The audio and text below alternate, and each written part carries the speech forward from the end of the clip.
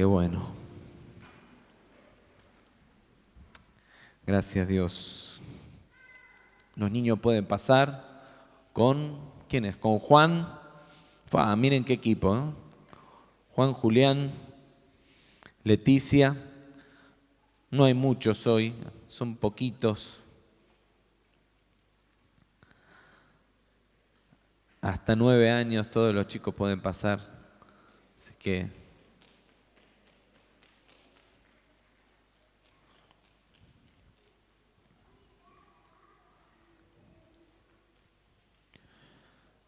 tenemos mucha gente que está aprovechando estos días para descansar, algunos de viaje y algunos también de visita de viaje. ¿Dónde está Silvia? Silvia, bienvenida. ¿Sí? Silvia, la mamá de María Celeste, que está con nosotros. Ponete de pie, Silvia, que te queremos saludar. Qué bueno.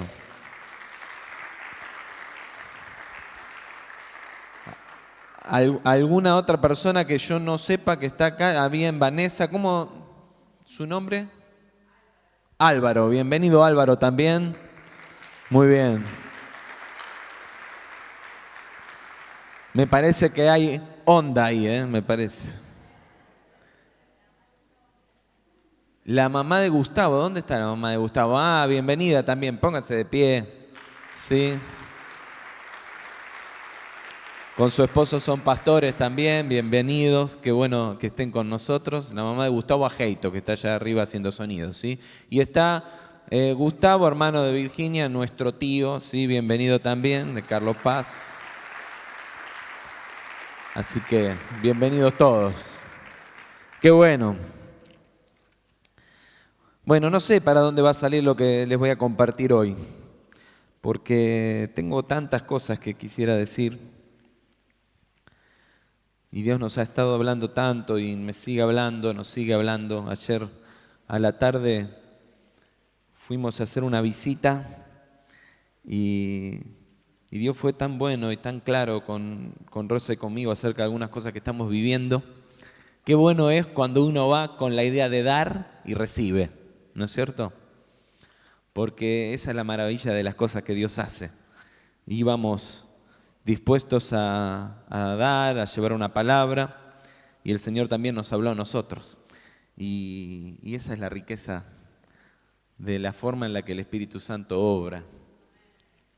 Yo te quiero invitar a que leas ahí en Primera de Corintios conmigo, versículos 18 al 31, lo tenés en el boletín si lo querés llevar más fácil.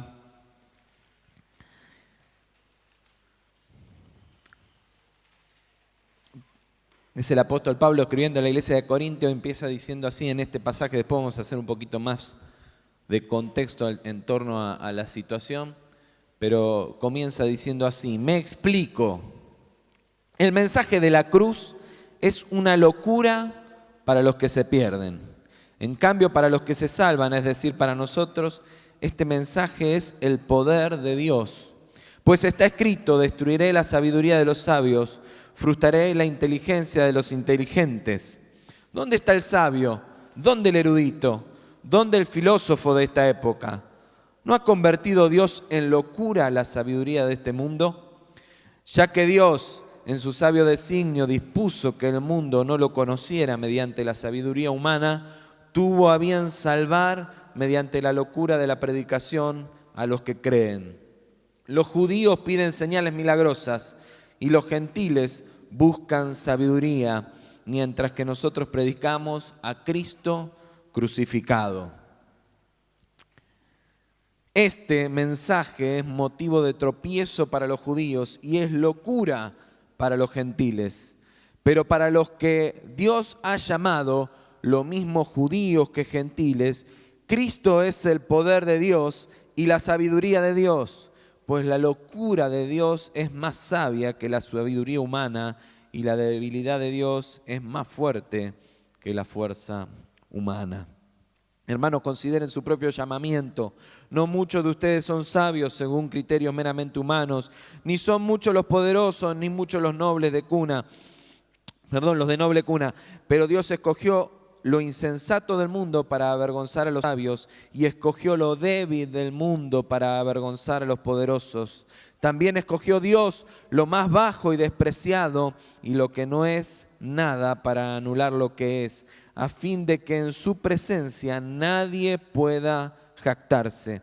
Pero gracias a Él ustedes están unidos a Cristo Jesús, a quien Dios ha hecho nuestra sabiduría, es decir, nuestra justificación, santificación y redención, para que, como está escrito, si alguien ha de gloriarse, que se gloríe en el Señor. Padre, oramos, como siempre, Señor, que nos acercamos a tu palabra, deseosos de que nos hables, de que tu Espíritu Santo trate con nuestra vida, Señor, porque no queremos justamente hoy que estamos leyendo este pasaje, que lo que sea impartido desde aquí sea sabiduría o palabras humanas, sino que sea tu misma palabra y tu mismo poder obrando en todos nosotros. Así lo esperamos, Señor, y declaramos como siempre que tu palabra es semilla que según nuestra disposición caerá en tierra fértil y dará fruto al 100 por 1. En el nombre de Jesús, amén. Pablo le está escribiendo a la iglesia que está en Corinto. Corinto era en esa época un centro comercial muy importante del Imperio Romano, ¿sí? Porque conectaba dos mares. Y entonces, para no dar una vuelta a toda esa península que era muy peligrosa, ¿sí? Estaba en una zona estrecha de esa península, y Corinto se había convertido en un lugar de paso muy importante en el comercio de aquel tiempo, ¿sí? Y como toda ciudad de intercambio y de paso, donde mucha gente va y viene, donde la gente se conecta por trabajo, donde la gente por ahí, y sobre todo los hombres de la época, no se movían con sus familias, ¿sí? En una ciudad marcada por los vicios y todo lo que un lugar así propone. Y también la convertía esto en un lugar de entrecruzamiento de razas, de culturas, de religiones, de un montón de cosas muy diversas, ¿sí? Y si nosotros leemos más adelante todas las cosas que va combatiendo Pablo en su enseñanza, nos damos cuenta que evidentemente era un lugar donde había un montón de luchas producto de la diversidad de expresiones culturales y de formas, de valores que había en ese lugar, ¿sí? Y en ese contexto, Pablo está hablando donde también había una importante comunidad judía que tenía una sinagoga ahí, ¿sí? Así que también los judíos estaban allí en Corinto. Y en ese contexto estaba también ahora surgiendo la iglesia cristiana, ¿sí? Un contexto de mucha pluralidad en medio de el Imperio Romano, un centro muy importante cultural y comercial del Imperio Romano, donde también estaban los judíos instalados, aunque no era Israel, ¿sí? Como parte de esa globalización de ese momento en el imperio, y también ahí se estaba extendiendo y ahora estableciendo la iglesia cristiana, ¿sí? Y entonces, como era de esperar, ante un contexto tan diverso, ya se comenzaban a manifestar también las divisiones, ¿sí? Las divisiones que se suelen manifestar en todo grupo humano y a las que la iglesia no era ajena. Y entonces,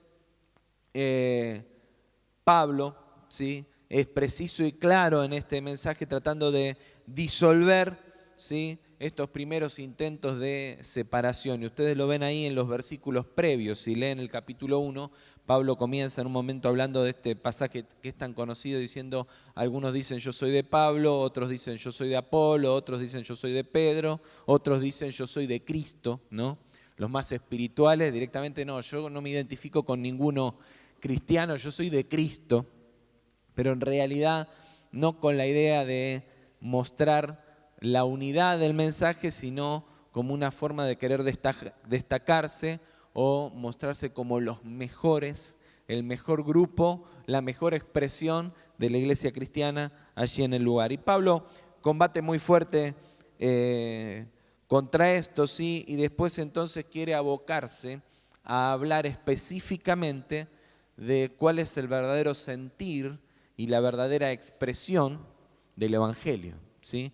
Y un poco en esto se introduce cuando expresa las palabras del pasaje que acabamos de leer. Y entonces quisiera que podamos mirarnos en este tiempo de adaptación, como hemos llamado este periodo que estamos viviendo, por el cual hemos estado orando, ¿sí?, a la luz de la presentación del Evangelio que hace Pablo en este pasaje. Él identifica tres grupos: los judíos, los gentiles, y también habla de nosotros, ¿sí? Cuando se refiere a nosotros está hablando de los cristianos, de la iglesia cristiana que estaba naciendo ahí en el lugar. Bien, y entonces este nuevo grupo estaba integrado, por supuesto, por las dos otras expresiones, ¿sí?, por gente que surgía de los judíos y de los gentiles y de todos los que vivían en el mundo de ese tiempo, ¿sí?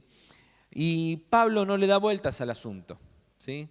Para el contexto en el que la iglesia emergía, su forma y su manera o su mensaje era una insensatez total. Y esto es lo que Pablo está expresando. Y quisiera que podamos mirarlo un poquito, ¿sí? El primer grupo, y como les dije, quiero tratar de hacer una lectura y traerla a nosotros hoy, podríamos identificarla como los que esperan solo las señales y los milagros, ¿sí? Los judíos estaban marcados por una historia en la que Dios había levantado en más de una oportunidad al líder salvador, ¿sí?, al líder conquistador, aquel líder que se había puesto al frente del pueblo, ¿sí?, y que los había liberado aún con manifestaciones muy milagrosas, muy sobrenaturales, por supuesto siempre con la mano de Dios ahí obrando, ¿sí?, y les había devuelto la libertad, la autonomía como nación, y de esto tenemos un montón de ejemplos. Yo acá menciono algunos, ¿sí? Por ejemplo, Moisés, cuando los lidera para salir de Egipto y entrar al desierto, camino a la tierra prometida, y ustedes saben todo lo que pasó allí, y el mar rojo que se abre, y toda una situación de un milagro tremendo que lo saca al pueblo de la esclavitud. Después Josué, con situaciones similares, ¿sí?, que lo saca del desierto, y de nuevo se abren las aguas del Jordán y los introduce a la tierra prometida. Después, solo por dar vueltas alrededor de una ciudad se caen sus muros y Dios les da victoria. Es decir, líderes puestos por Dios que los habían llevado a victorias poderosísimas y que además le habían dado al pueblo de Israel libertad, autonomía, liderazgo, ¿sí?, y los habían posicionado como una nación temible para todos los que estaban alrededor, ¿sí? Y entonces, cuando Israel pensaba en el Mesías Salvador, en aquel que enviaba a Dios a salvarlos, tenía estas referencias en su mente. Pensaba en un gran conquistador. Piensen que los judíos del primer siglo no eran totalmente autónomos. Tenían libertad, pero tenían una libertad sujeta a las pautas y al gobierno del imperio. No eran una nación independiente y habían quedado subyugados bajo una nueva cultura, ¿sí?, que por una cuestión principalmente de una nueva estrategia de gobierno les había permitido a ellos vivir, conectarse, comunicarse y participar de la cultura, y esto es lo que les había permitido hasta instalarse en otras ciudades del imperio y tener su sinagoga y tener su expresión, pero sin embargo no tenían su autonomía. Y para ellos el Mesías que tenía que venir tenía que liderarlos a eso, tendría que derrocar seguramente al imperio. Entonces para los judíos este evangelio que estaban predicando los cristianos acerca de este Jesús, que era de un perfil tan distinto, se había convertido, como lo dice Pablo, en un tropiezo. No era una bendición, era un problema, porque reconocer en Cristo a aquel que era su Mesías Salvador significaba renunciar a un sueño y un anhelo que tenían, recuperar su autonomía a través del liderazgo de ese Mesías. Y entonces, para los judíos, el evangelio, como lo dice Pablo, era un tropiezo, ¿sí?, porque Jesús, Cristo, no respondía a su perfil. Ellos esperaban al Mesías que les devolviera, como te decía, la autonomía y entonces Cristo no los representaba. Y yo me puse a pensar, ¿qué semejanza tiene eso con nosotros hoy? Y bueno, creo que hay muchas semejanzas, porque vemos muchos que buscamos en Dios a ese Mesías que nos resuelva la vida, ese Mesías que nos dé de nuevo la posición que nosotros anhelamos, ese Mesías que nos otorgue a nosotros los beneficios que estamos esperando, que haga esos milagros y esas señales, ¿sí? Que de manera mágica de pronto nos ponga en el lugar que a nosotros más nos gusta, en el lugar que nos da más comodidad, ¿sí? Y entonces están aquellos que esperan el trabajo que los salve, ese trabajo ideal, ¿sí? Con el horario ideal, con la paga ideal, con las comodidades ideales, que si falto no me digan nada, que si llego tarde está todo bien, que no me presionen tener un jefe gamba y llegar a fin de mes y si puede ser el 30 en vez del primero, tener el sueldo acreditado y entonces vivir tranquilo, cómodo, disfrutar la vida, ¿sí? Así que la verdad es que lo que esperaría yo es un Mesías de esas características. O un gobierno que gestione el país ideal, ¿sí? En este tiempo Rubén decía, cuando pasó antes, no queremos discutir política desde acá y por supuesto que no es la idea, pero lo cierto es que de un lado y del otro vamos tratando de poner sobre la mesa, cuando opinás de política, aquellas cosas que esperás o que anhelás que el gobierno dé. Pero la verdad que el gobierno ideal sería el gobierno que baje los impuestos, pero que te dé los mejores servicios. Ese gobierno que nos dé también los beneficios que esperamos y que obliga al empresario a subirme el sueldo en lo posible, ¿sí? Y el empresario a la vez espera que no lo obligue a subir los sueldos. Y cada uno busca su perfil ideal, de ese Mesías, de ese que venga y les dé todos los beneficios para posicionarlo, ¿sí? En el mejor lugar, que haga desaparecer la violencia, por supuesto, también, ¿sí? Que manejen la seguridad de tal manera que yo pueda caminar tranquilo por la calle. Y también, ¿por qué no? Si es posible, que Argentina salga campeón. Todo. Son esos que esperan el maná, pero con sabor asado. Le había pasado ya a Israel, ¿no? Habían caminado en el desierto y la verdad que estaba comodísimo el maná. El problema era que venía siempre el mismo sabor. No venía multifruta. Y cuando entraron a la tierra prometida, estaban chochos porque estaba bárbaro. La verdad que venían bárbaros. Sí, pero ya les había pasado cuando salieron de tierra de esclavitud. Los judíos esperaban la salvación y la liberación, pero los egipcios, aunque les daban con el látigo, les daban de comer. Y ahora salieron y estaban en el desierto y ya no había látigo, pero tampoco había comida. Y entonces se empezaron a quejar de Moisés. Se empezaron a quejar del líder. Pará, esto no estaba dentro de las condiciones.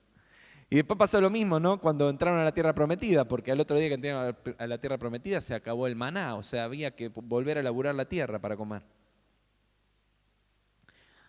Y de pronto muchos somos como esos judíos que lo que querían eran los beneficios, el milagro para mí, la satisfacción para mí, ¿sí? Me gusta el asado, pero no quiero laburar para comer asado, entonces mejor si viene del cielo. Si la vaca cae, y por favor, en lo posible, carneada, Señor. Y si me podés ir prendiendo el fueguito, como hiciste con Elías, que baje fuego del cielo.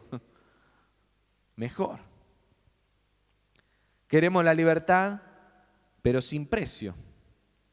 Y por supuesto esperamos que Dios movilice todo eso. Y en lo posible, si no hay un hombre que lo haga por la mano de Dios, que lo haga Dios mismo. Que Dios nos dé el trabajo, que Dios nos dé la plata, que Dios nos dé la paz, que Dios nos dé la felicidad, que Dios nos dé el bienestar, etcétera, etcétera. Este es uno de los grupos que caracteriza a Pablo ahí en el mensaje a los Corintios, pero yo me pregunto, ¿no nos identificaremos en algún punto un poquito con eso? En todo estamos esperando el milagro, las señales, Queremos siempre ver la señal de que Dios está. Aunque su promesa es que Dios está siempre. Lo veamos o no, Dios está siempre, eso lo dice la palabra. Pero nosotros queremos verlo ahí, ¿no? Y que los beneficios se noten y se palpen siempre. En segundo lugar está la de los que buscan la sabiduría humana, ¿sí? Y en este grupo Pablo identifica a los gentiles, ¿sí? Los gentiles, aquellos que no eran judíos y que estaban marcados ahora por la nueva cultura greco-romana, ¿sí? Y principalmente por la ola filosófica de la cultura griega, que había traído un pensamiento muy renovado, muy profundo, ¿sí? Y bueno, un montón de exponentes, no vamos a hablar de filosofía hoy. Lejos de cualquier manifestación milagrosa del gobierno de alguna fuerza superior, lo que se exaltaba es la centralidad del hombre, el gobierno de la razón. Y para muchos, yo creo que todo depende de la razón y las sabidurías humanas. Y Pablo contra esto también va, porque para el que todo pasa por la razón y por la mente, la verdad es que el Evangelio es locura. Porque el Evangelio no se explica, porque a Dios no lo podemos explicar. Y entonces, me pregunto cuántos de nosotros quizá nos asemejamos a ese grupo, al de los gentiles, en el que creemos que todo, absolutamente todo, al fin y al cabo depende de nuestro esfuerzo. Entonces sí, está buenísimo, Dios está bárbaro, pero si no laburás, no pasa nada. Porque como el milagro no lo vemos nunca, entonces, ¿qué milagro ni qué milagro? ¿Qué provisión de Dios? No, loco, ponete a laburar. El pan, la provisión y la bendición vienen solo por el esfuerzo. Y la verdad es que tiene mucha lógica eso, ¿o no? No hay pecados, quizás solo hay malas y buenas decisiones, y entonces somos en realidad dueños de nuestro propio destino. Y se asciende escalando, no menguando. La verdad es que este camino de entregar, dar y todo el tiempo resignar que presenta Cristo no es el modelo para crecer. Todo lo contrario, el modelo para crecer es avanzar, ascender, no menguar, ¿sí? Y entonces tengo que guardar para mí, no resignar para otros. Por eso, uno de los grandes problemas es cómo se reparte la torta. Porque para los que piensan matemáticamente, en realidad la única forma de tener más es guardando más, no entregando, no dando, no cediendo. No esperan el milagro, porque no esperan que venga nada de arriba, por supuesto. No lo esperan, pero tienen otra lógica. Y yo creo que hay un montón de gente así, también entre nosotros. Respetamos a Dios, valoramos a Dios, hablamos con Dios, pero nuestra vida no está gobernada por los principios de la palabra. Porque para vivir la vida hay que ser lógico. Y por eso la obediencia está sujeta a la razón y a evaluar que según mi razonamiento, dar este paso de obediencia tendrá las consecuencias lógicas que tiene que tener un paso que yo dé. Todo es consecuencia de mis buenas o malas decisiones, pero siempre según mi criterio, no según la obediencia a la palabra, a la enseñanza de Dios y a lo que entiendo de parte de Dios que tengo que hacer. Entonces, de nuevo, vivir la palabra del Evangelio es locura, porque resignarme a dar y creer que así voy a recibir más es una locura. Tenemos un hermano, un conocido, alguien que está, de hecho, aquí sentado y que me dijo un día, tuve que tomar un poco de distancia de unos amigos que todo el tiempo me estaban preguntando, ¿qué haces yendo a la iglesia a servir? Eso es tiempo perdido y el tiempo perdido es plata perdida. Debería estar trabajando más para tener más, porque esa es la única manera de prosperar. Venir a servir a Dios te va a dar más plata, olvídate. Y yo me anoté acá lo que contó Diego. a veces nos pasan desapercibidos esas cosas. Una persona que vive en una toma y le da de comer a 100 personas. ¿Tomamos nota de eso? 100 personas. ¿Qué lógica tiene eso? ¿Cuál es la lógica de una persona que está plagada de necesidades y que en vez de ocuparse de ver cómo hace para suplir sus necesidades, dedica su tiempo? Yo supongo que una persona así, con la estructura y con los recursos y el poder que puede tener una persona en ese lugar, no debe tener tiempo para otra cosa si le da de comer a 100 personas. No sé cómo lo haría yo. Es admirable. Pero es locura, es insensato. ¿Cómo voy a dedicarle tiempo a otros? ¿Y para mí qué? ¿Tiempo a servir a los demás? ¿Y de mí cuándo me ocupo? ¿Y de mí quién se ocupa? Porque la lógica dice que cada tiempo que yo le dedico a otro es tiempo que pierdo para mí. Y la verdad es que es así. Matemáticamente las cuentas dan redondito. Ni hablar de otras cuestiones que no son las únicas, pero forman parte también, como el diezmo, las ofrendas, darle a otro. Si yo doy, tengo menos. Y la verdad es que matemáticamente es así. Para los que piensan todo con la razón, es locura, es insensatez, no tiene lógica alguna. Cuando Pablo les había cuestionado a los corintios sobre los títulos que se ponían, soy de Pablo, soy de Apolo, etcétera, estaba combatiendo la idea de que esos títulos humanos fueran los que le dieran validación. Que hubiera mérito en pertenecer a un grupo, a una élite, como haber sido bautizado por alguien específico o haber tenido un maestro particular. Pablo dice, creo que a ustedes prácticamente no bauticé a ninguno, qué bueno que no los bauticé. Porque estaban perdiendo la esencia del mensaje. Se habían olvidado que lo que los hacía cristianos no era pertenecer a un grupo. Lo que nos hace cristianos no es venir a la iglesia todos los domingos. Yo insisto en esto, porque esto es así. Lo que me hace cristiano no es pasar esa puerta y decir yo vengo a acercarte a la vida. O voy a la iglesia católica todos los domingos. Hago de mi vida lo que quiero. Pero yo vengo acá y soy del grupo, che. Soy de Pablo, soy de Apolo. Y tampoco te hace cristiano decir yo no voy a ninguno porque yo soy de Cristo. Y mientras yo esté bien con Dios, da igual a dónde vaya. Y si no voy a ningún lado también, porque lo importante es que yo esté bien con Dios. Yo soy de Cristo. No se trata de la identificación. Se trata del modelo que caminamos, de la palabra que seguimos, de la obediencia bajo la cual andamos. Pablo, mediante su mensaje, desea que los creyentes corintios no caigan en el error de buscar vivir el evangelio bajo esos paradigmas reinantes. Había que tener algún nombre, alguna élite. Les insiste a la vez en que entiendan que no tienen que pretender ser comprendidos por los demás. La verdad es que el evangelio no tiene que ver con tratar de explicarle a los demás para que entiendan. No hace falta dar mucha explicación. Al fin y al cabo, cada uno es dueño de hacer con su vida lo que quiera. Y el evangélico también, el que sigue el evangelio, el cristiano también. Pero más que dar explicaciones para tratar de ser aceptados y que nos entiendan, lo que Pablo les dice es, hay que vivirlo. Punto.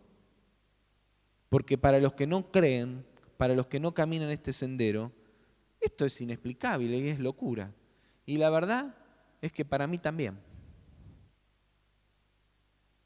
Pero es una locura en la que yo he visto la mano de Dios obrar. Y cada vez me sorprendo más de cómo cuando, después de ser traicionado por mi mente, que me trata de decir, no, Sergio, 2 más 2 es 4, acordate que si no sumás bien no vas a dar 4. Y después de quedarme tirado esperando, bueno, che, rompe todos los cálculos matemáticos y darme todo lo que estoy esperando sin esfuerzo. Y me acuerdo que lo que a mí me toca hacer es obedecer, ser fiel y caminar como Cristo caminó. Después siempre hay manifestación poderosa del obrar de Dios. ¿Lo explico? No, es Dios. Él hace como quiere. Él obra como quiere, porque es Dios. Y esto es lo que Pablo les está diciendo. Comprendan que el éxito del Evangelio no se basa en sus méritos, sino en la elección de Dios y la manifestación de su sabiduría y su poder en aquel que la ha escogido. Comprendan que el modelo es Cristo. Lo dice así: los judíos piden señales milagrosas y los gentiles buscan sabiduría, mientras que nosotros predicamos a Cristo crucificado. No a Cristo glorioso y rey, a Cristo crucificado. Y ahora, ¿cómo se predica? ¿Con palabras? No, con acciones. Por eso, esa persona ahí en la toma predica más a Cristo que muchos de nosotros. Porque lo está mostrando, porque lo está caminando, porque lo está viviendo. No hay lógica.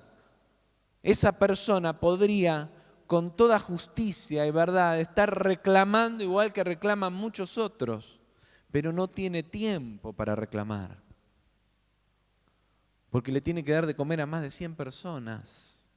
Así que la verdad es que no le debe dar el tiempo para ir a tocar el bombo a ningún lado. No creo siquiera que haya estado tocando las cacerolas el jueves. Y no digo que esté mal tocar las cacerolas. Lo que digo es que cuando una persona está ocupándose de los demás, no tiene tiempo para ponerse a mirar a ver cómo hace para que le resuelva a alguien más sus problemas.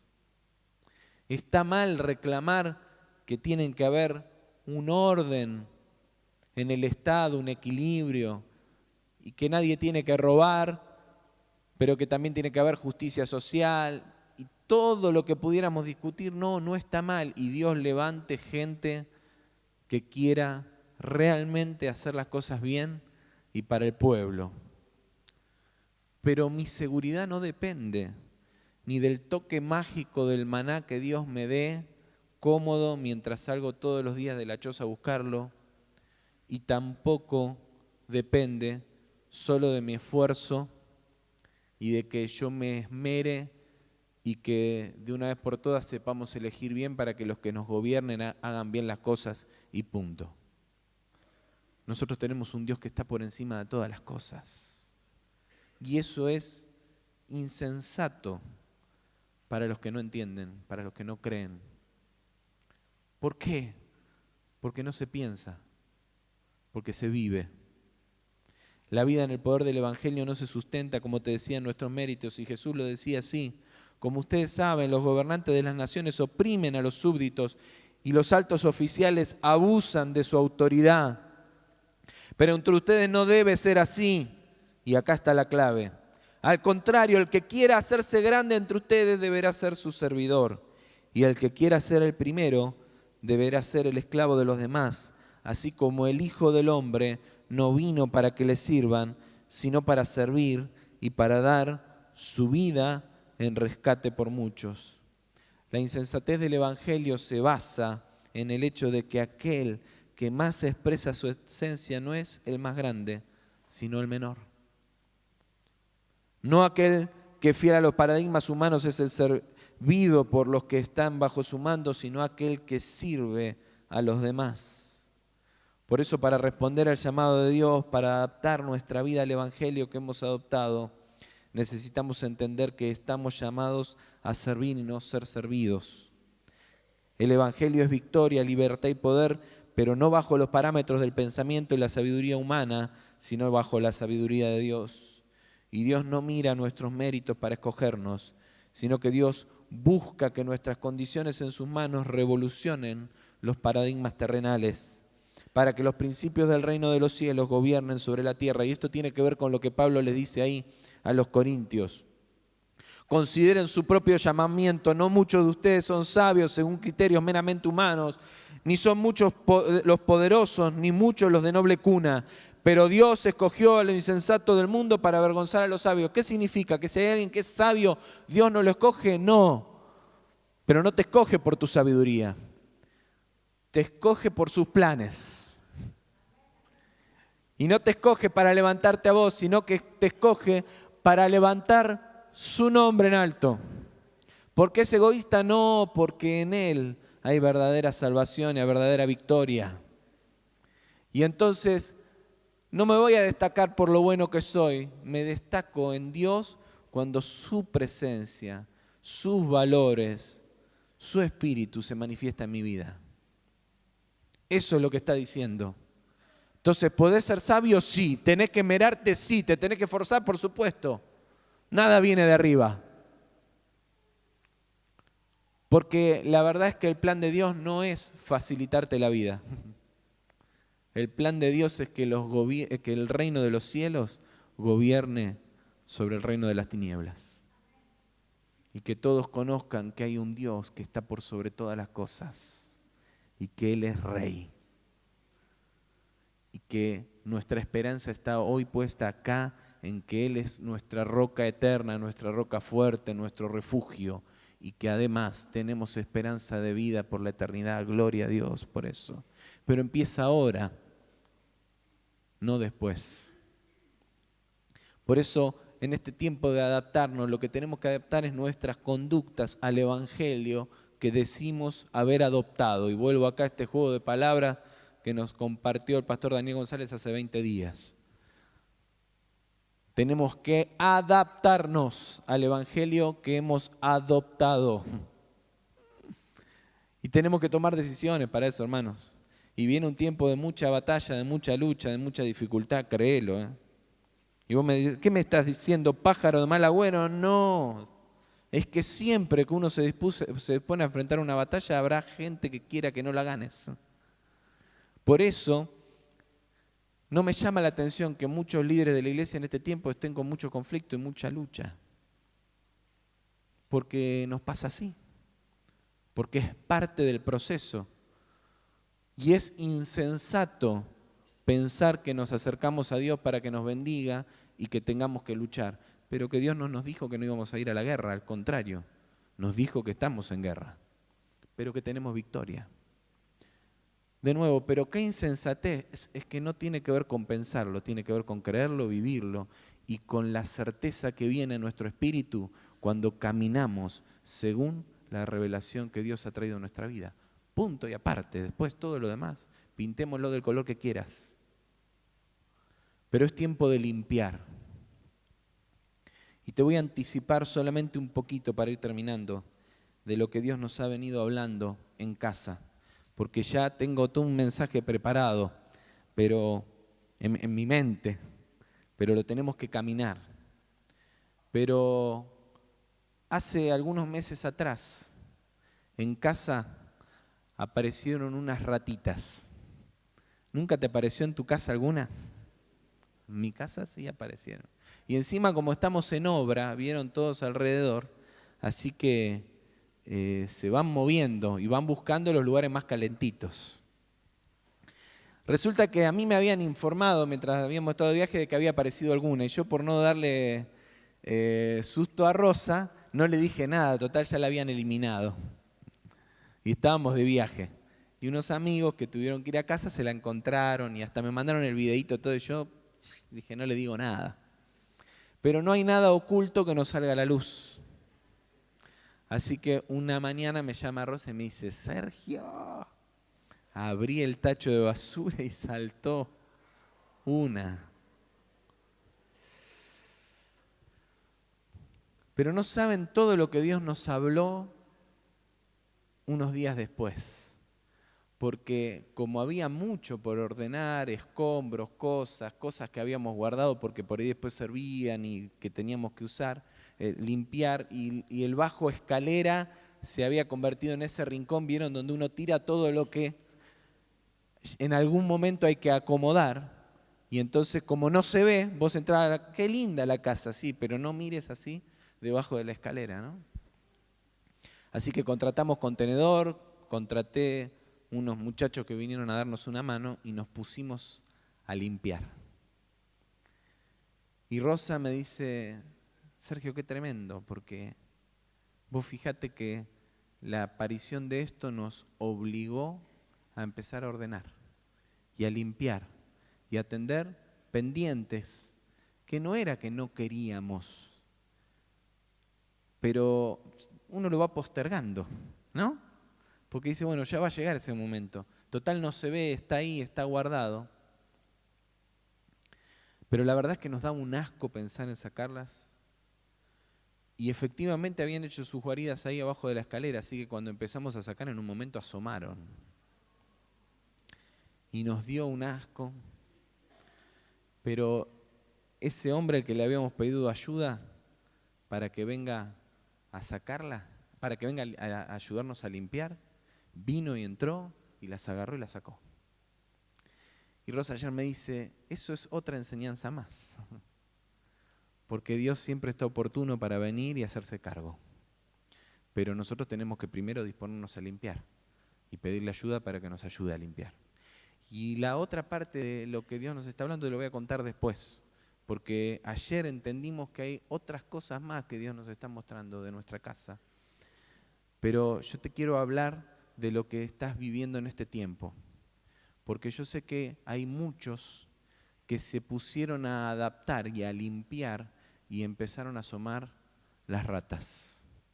Y cuando asoman las ratas, te agarra angustia, te querés encerrar o no querés asomar a ese lugar, mejor ni aparezco, dejémoslo ahí tapado, porque nos da una descompostura terrible. Yo descubrí que le tenía miedo a la rata, nunca jamás me había ocupado del tema, pero me di cuenta que me revolvía en el estómago. ¿Cuántas cosas te están revolviendo el estómago hoy? ¿Cuántas ratas habrá que hay que limpiar? Limpiar cuesta, ¿eh? Y todavía tengo afuera que sacar algunas cosas más. Las saqué de la casa, pero las tengo alrededor. Y tenemos que seguir limpiando y poniendo en orden. Parece insensatez y parece locura, pero dale gracias a Dios por las luchas que estás viviendo en este tiempo, si están manifestando esa limpieza que hay que hacer. Qué bueno es descubrir que las ratas estaban y descubrir a dónde estaban para empezar a limpiar. Lo peor de todo es convivir con ellas y no enterarse. Lo peor de todo es que te estén invadiendo y que no lo puedas descubrir. Pero cuando lo descubrís, tenés dos opciones. Te angustiás, te amargás, te afligís y te encerrás, o te activás. Y cuando te activás, viene la victoria y el placer, porque esa semana mirábamos por todos los rincones. Teníamos terror de que se nos subieran por la escalera y llegaran a las habitaciones. Y la verdad es que dormimos 4 o 5 días bastante angustiados, intranquilos. Pero después que salieron, qué alivio, qué bendición, qué paz. Y sigue el trabajo ahora. Ya te voy a contar de mi experiencia. Pero yo te quiero invitar a que puedas meditar ahí donde estás, delante del Señor. Que tengas un momento para orar.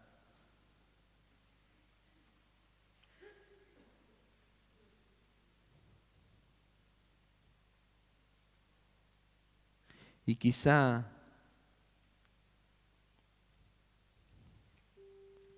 has estado como los judíos esperando solamente el Mesías conquistador.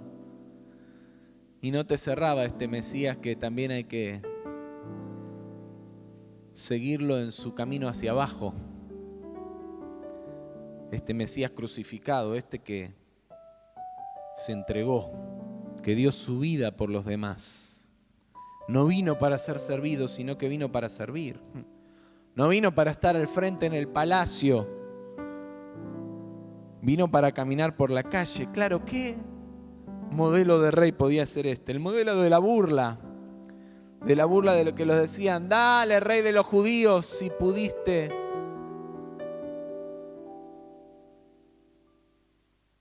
Salvar a otros, ¿por qué no te salvás a vos mismo?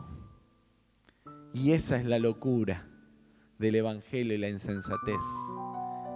que para vivir hay que morir. Que para que Dios exprese nuestra humanidad tiene que ser sepultada en la cruz. Y quizá te aparecieron las ratitas. Y acá te hablo de otra cosa, porque el problema es que los sabios, los de la razón, los inteligentes, dicen, no, yo me tengo que ocupar y lo tengo que resolver. ¿Cómo no lo voy a resolver? Yo ya sé cuál es el problema, así que me voy a esmerar y lo voy a resolver. Yo puedo, yo voy a poder, yo lo voy a resolver. Déjame decirte que yo no sé si hubiera podido agarrar esas ratas. Algunos días después, unas semanas después de ese episodio, yo había dejado veneno dentro de un galponcito que tengo con herramientas y otras cosas. Y entré y me encontré una buena noticia y una mala noticia. La buena es que la caja de veneno que había comprado estaba vacía. La mala es que otra rata que no estaba dentro sino afuera se había recorrido todo ese galpón y había ensuciado todo. Se ve que el veneno lo había descompuesto bastante y me había dejado sus secuelas por todos lados. Me costó 10 días entrar a limpiar ese lugar. Pero si hubiera estado viva no sé si entraba.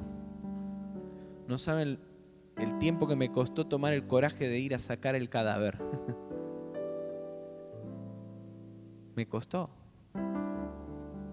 Y estaba ahí seca, ya la había visto, pero me costó. Y es que a veces nos cuesta pedir ayuda. ¿Cómo yo, un tipo grande, voy a pedir ayuda? ¿Cómo no voy a tener yo lo que hay que tener para limpiar? Parece locura, parece insensatez, pero déjate de estupideces. Dios te quiere ayudar. Dios te quiere levantar. Dios te quiere bendecir. Dios te quiere limpiar. ¿Hasta cuándo vas a esperar? Yo te invito a que tomes una decisión esta mañana. ¿Qué importa si es locura? ¿Qué importa si es insensatez? ¿Qué importa si es tropiezo? Porque lo que vos esperabas era otra cosa. Lo que importa es que Cristo quiere transformar nuestras vidas. Él quiere tener el gobierno de todo, aún en nuestras mayores miserias. Que a nuestros ojos o a los ojos humanos nos descalificarían. Pero por la gracia de Dios, Dios nos escogió aún con esas miserias para que se exalte su poder. Y que los demás puedan decir, pero si vos tenías ese problema y no podías ni resolver eso. ¿Vos? Sí, yo. Porque Dios hace cosas maravillosas e imposibles. Si anhelas que Dios, en su misericordia, te trate con la insensatez de su poder y de su evangelio, decirle, Señor, yo quiero que obres en mi vida. Yo me dispongo una vez más. Yo quiero tu poder transformador obrando en mí, para que esa paz que sobrepasa todo entendimiento, esa paz que no depende de mis circunstancias, de mi bienestar, que no está sujeta a mis deudas, a mis problemas, a mis fracasos o mis victorias. Esa paz que solo se alcanza por acercarme a vos, que sos el omnipotente, el omnipresente, el Dios fiel, el Dios misericordioso. Esa paz inunde mi vida.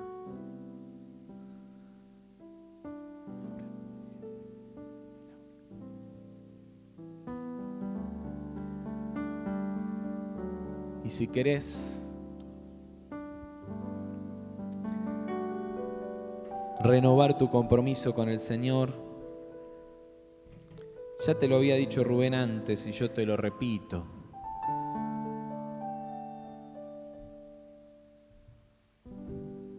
¿Cuál es tu temor?